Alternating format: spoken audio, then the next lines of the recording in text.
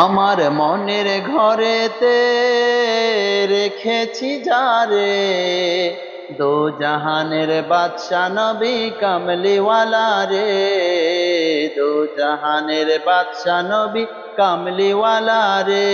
আমার দয়াল নবী রে, আমার মায়ার নবী রে, আমার দয়াল নবী রে, আমার মায়ার নবী রে, দো জাহানের বাদশা নবী কামলিওয়ালা রে, দো জাহানের বাদশা নবী কামলিওয়ালা রে। আমার মনের ঘরেতে রেখেছি যারে, দো জাহানের বাদশা নবী কামলিওয়ালা রে, দো জাহানের বাদশা নবী কামলিওয়ালা রে। মোরা যদি ডানাওয়ালা। একটু কথা বলি। সালাম আলাইকুম। আপনার পিছন থেকে আপনার গানের, এটা তো আসলে গান না, গজল। আসলে এত সুন্দর করে আপনি গজলটা গাচ্ছেন যে আমি আসলে থেমে থাকতে পারি না, আমি চলে আসছি। তো আসলে অনেক কিছুই শেয়ার হয়, গান বাজনা অনেক কত বাজে, আউল ফাউল জিনিস শেয়ার হয়, কিন্তু এত সুন্দর জিনিস, এত ভালো জিনিসগুলা মানে আসলে খুব কম শেয়ার হয়।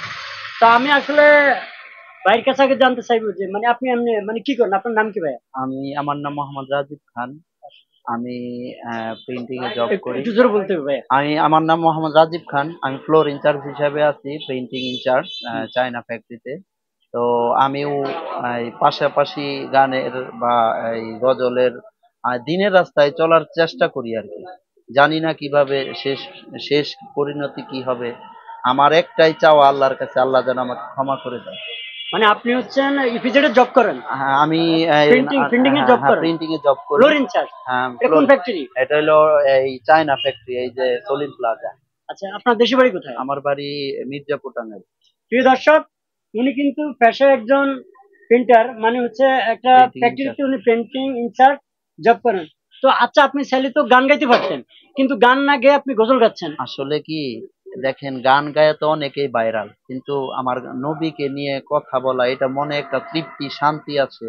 আর আমার নবীজি যেরকম আমাদের উম্মতি উম্মতি করে, আমরা কিন্তু আমার নবীজির নিয়ে কোনো কিছু বলতে পারি না, করতে পারি না। আমার নবীজির আদর্শ ধরে রাখার মানুষ এখন এই জামানায় নাই।